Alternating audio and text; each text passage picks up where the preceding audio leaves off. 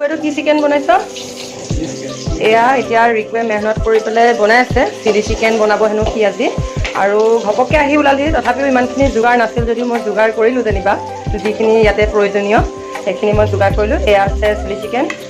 মানে বনাব আৰু চিকেনটো ভাজি থ'লে এয়া পিঁয়াজ আৰু ইফালে আদা